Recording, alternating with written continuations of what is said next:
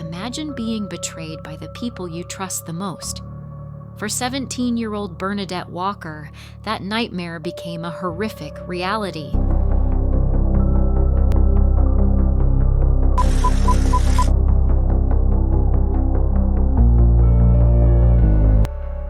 Hey true crime fans, I'm Eamon, and I'm thrilled to share crime tales across times with you.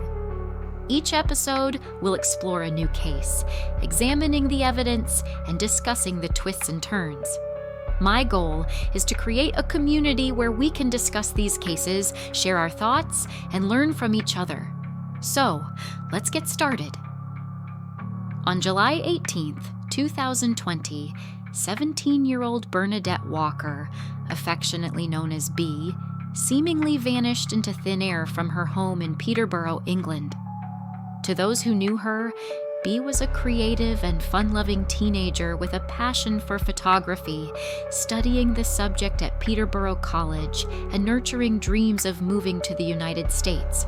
However, beneath her reserved nature, whispers of a troubling reality began to emerge, a reality that would later expose a complex web of deception and control within her own family.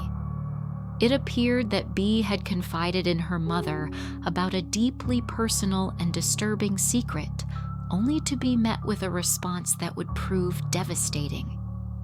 In the days leading up to her disappearance, Bea's family had been in contact with her, but their interactions seemed strained.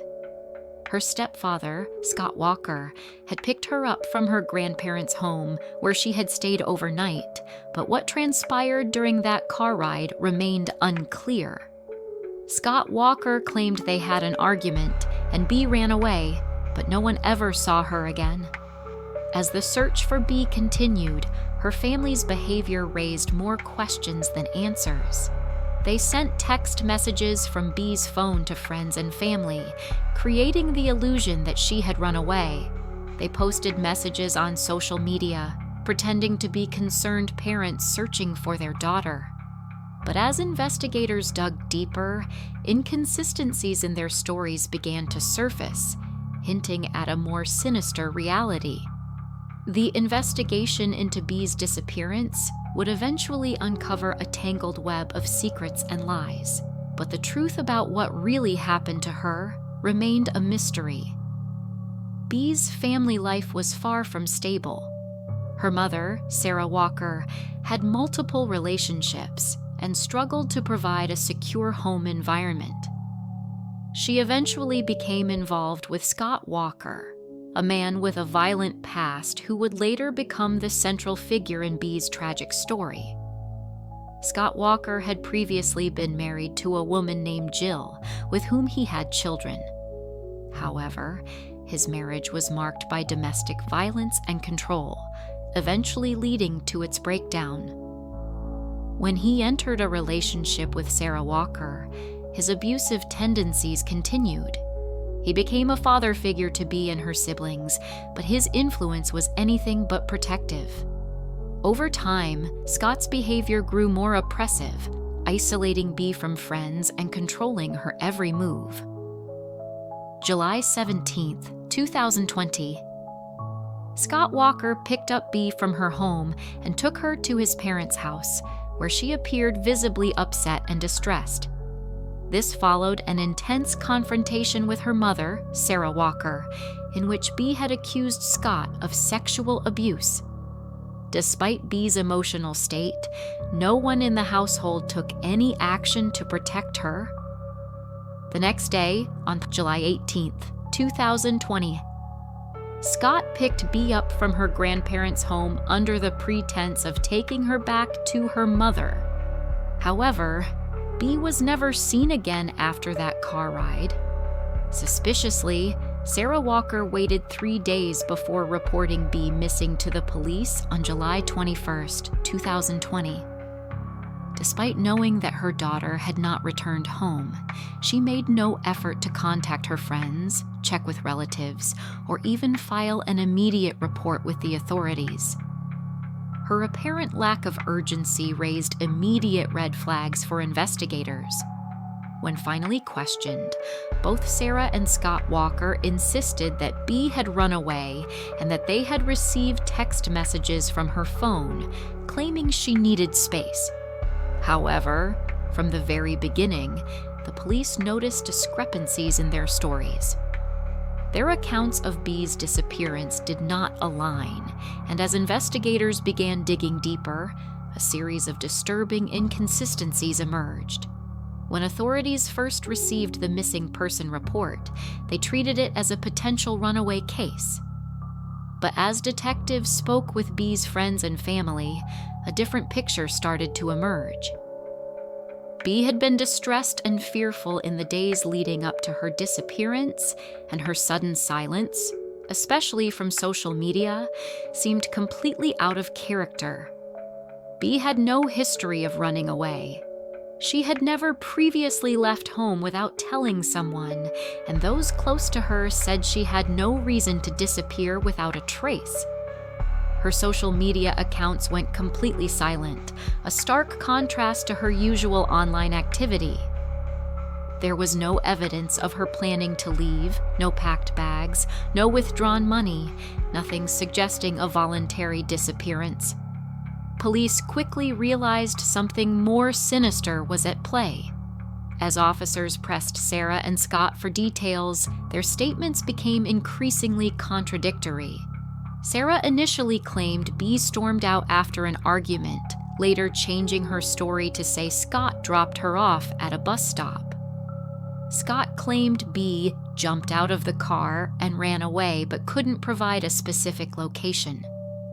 Both parents said they received texts from Bea's phone after she vanished, but investigators proved these messages were fabricated. Authorities examined phone records, GPS locations, and digital footprints, revealing the supposed messages were sent from inside the Walker home long after Bea was missing.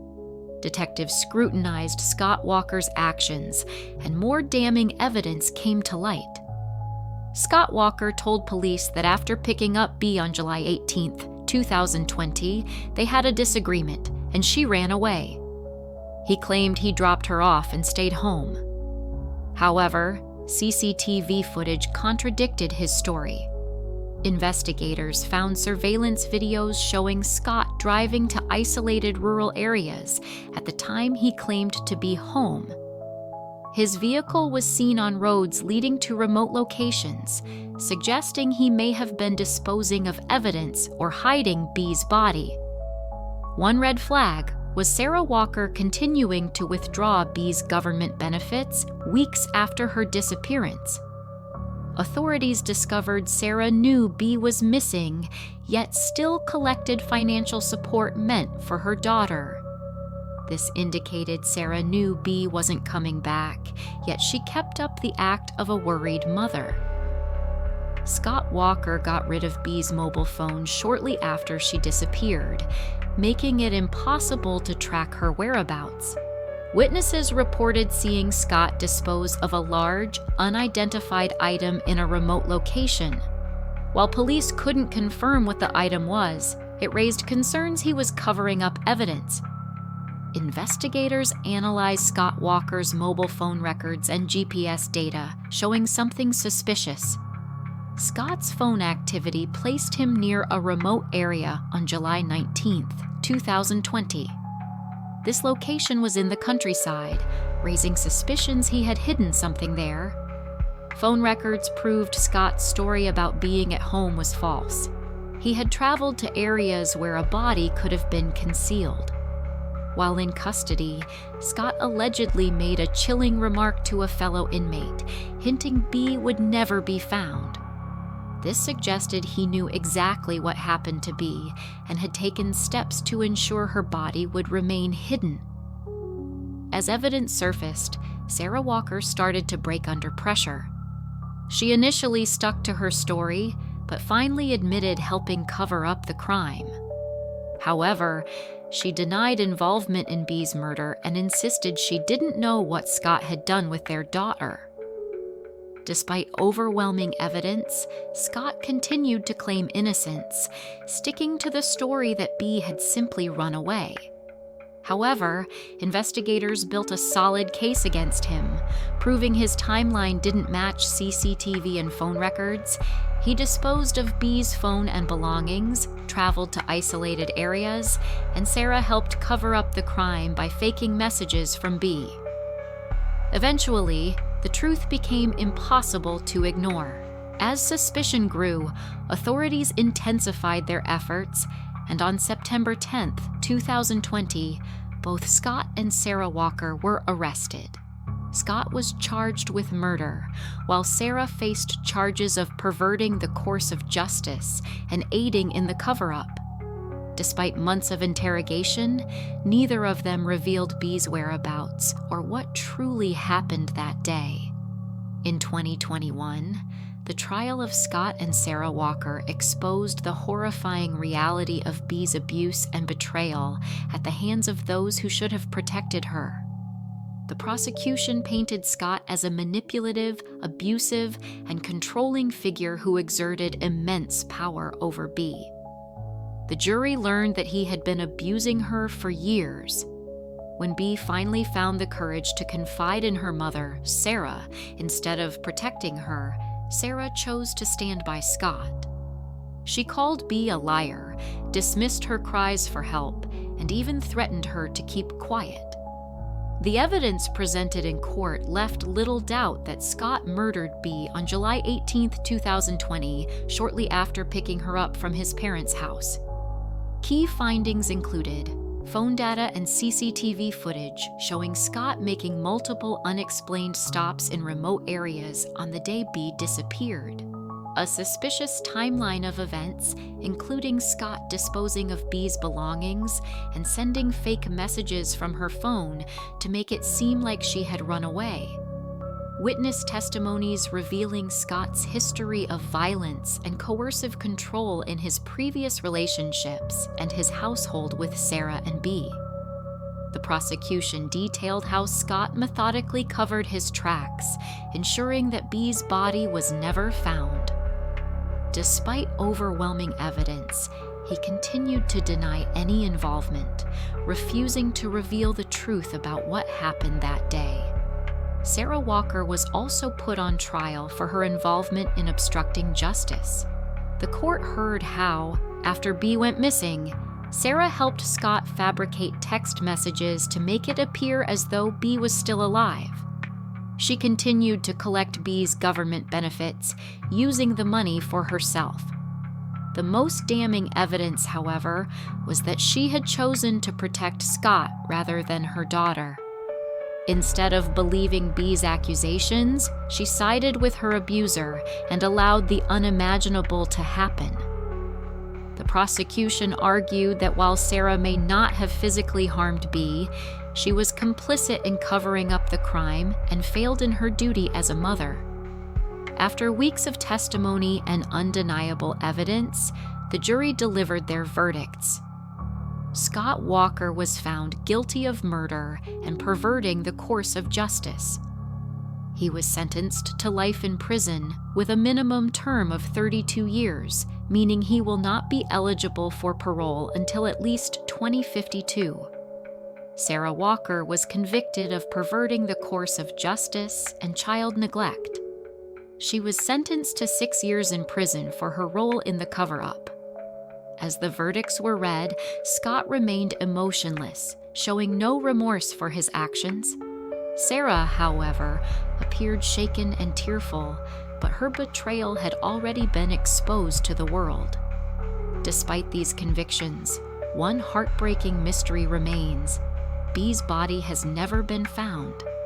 Scott Walker refuses to reveal where he disposed of her remains, leaving Bea's family and friends without the closure they so desperately need. Bea's tragic story is a devastating example of how abuse, control, and betrayal can lead to unthinkable consequences. Her case continues to haunt those who followed the investigation, serving as a stark warning about the importance of protecting vulnerable children. For more shocking true crime stories from around the world, don't forget to like, subscribe, and turn on notifications. Until next time, stay safe and stay vigilant. This is Crime Tales Across Times. Signing off.